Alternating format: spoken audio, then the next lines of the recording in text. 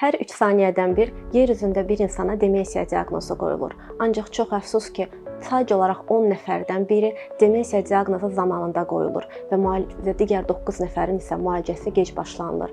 Bu gün bu videoda sizə məhz demensiyanın ilkin əlamətləri haqqında məlumat vermək istəyirəm.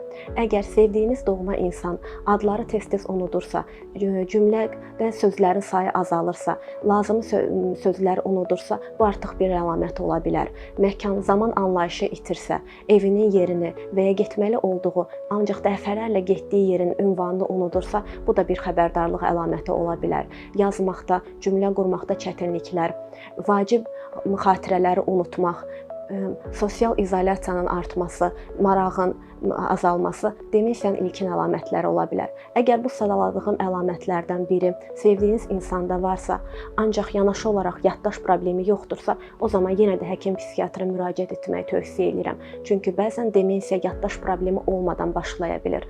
Vaxtında başlayan müalicə isə çox şeyi dəyişə bilər.